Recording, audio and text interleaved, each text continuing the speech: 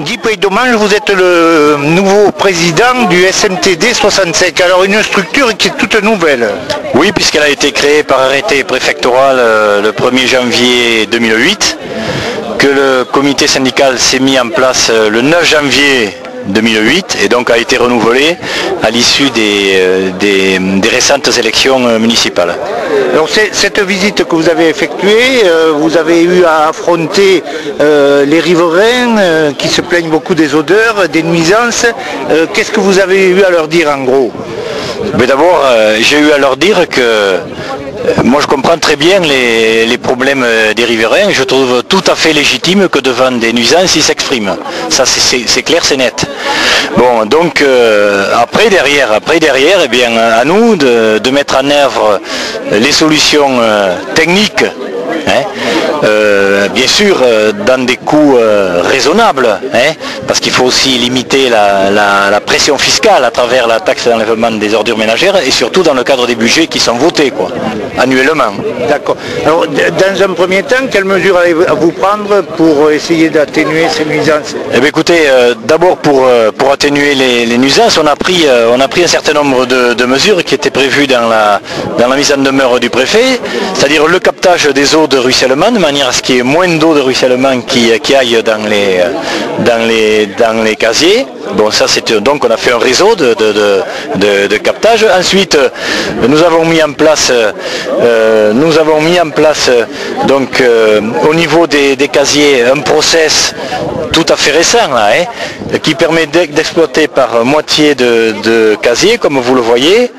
Nous avons fait recouvrir de terre une moitié de casier. On travaille donc exclusivement sur l'autre moitié. Lorsque l'autre moitié sera arrivée à la côte souhaitée, eh bien, on recouvrira de terre et on reviendra sur le casier initial. Bon, ça c'est au niveau de l'exploitation du casier.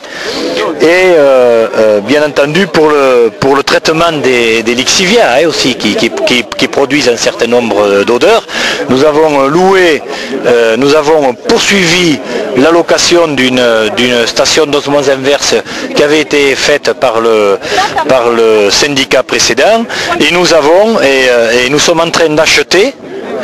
Parce que ça a un coût et l'allocation, nous sommes en train de nous rendre acquéreurs d'une nouvelle station d'osmose inverse, une seconde, donc qui nous permettra de traiter à une cadence un peu plus élevée donc les lixiviats. Donc cette station, nous allons ouvrir le marché lundi prochain et donc d'ici la fin de l'année, nous aurons en place une deuxième station d'osmose inverse propriété du syndicat.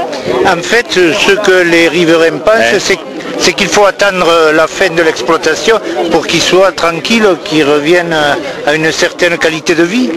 Eh bien, écoutez, moi je n'emploierai pas la langue de bois. Oui, c'est-à-dire qu'aujourd'hui, tant que les casiers seront en exploitation, il y aura fatalement des odeurs. On ne peut pas travailler avec un chantier recouvert en permanence.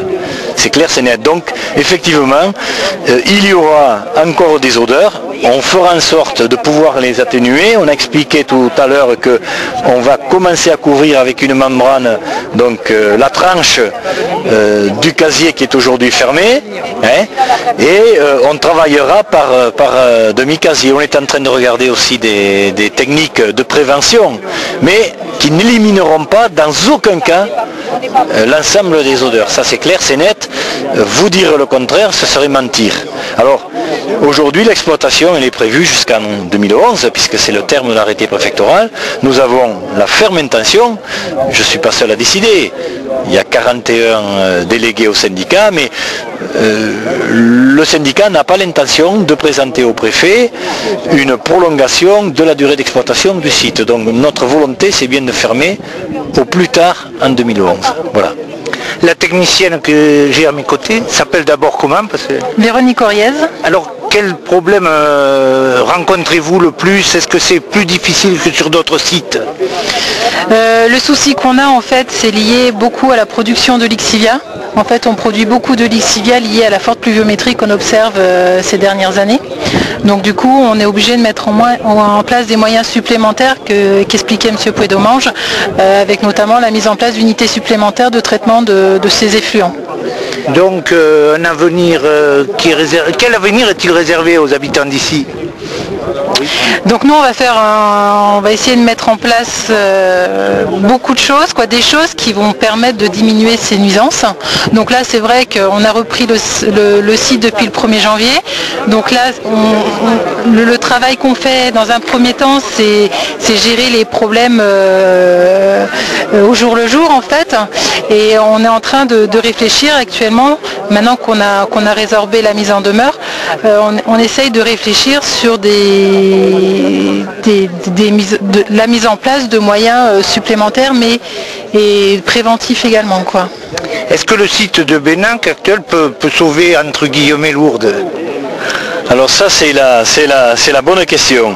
Mais la grosse incertitude aujourd'hui, vous savez peut-être qu'il y a un arrêté, comment dirais-je, un dossier qui a été déposé auprès de la DRIR, qui est aujourd'hui en enquête publique. Et moi je ne peux pas préjuger de la comment dirais-je, de la suite qui sera donnée à ce dossier par Monsieur le Préfet, qui a désigné, donc le tribunal administratif a désigné un commissaire enquêteur. Je suis moi-même auditionné, j'ai déjà été auditionné, je serai encore auditionné à 2 reprises par le commissaire enquêteur. Donc aujourd'hui je ne peux pas préjuger de ce qu'en découlera. Ce que je sais simplement, c'est que oui, après 2011, et peut-être avant, on n'en sait rien, si les nuisances étaient trop fortes sur le site et que ça nous amène à aller fermer, à partir du moment où nous pourrions aller sur Bénanque, c'est une hypothèse que nous envisageons sérieusement à compter de 2009. Mais encore faut-il que le casier actuel qui fait l'objet donc d'une demande d'ouverture qui est en enquête publique soit donc autorisé par Monsieur le Préfet. Eh bien merci, on aura l'occasion sans doute de se revoir. Voilà, merci à vous.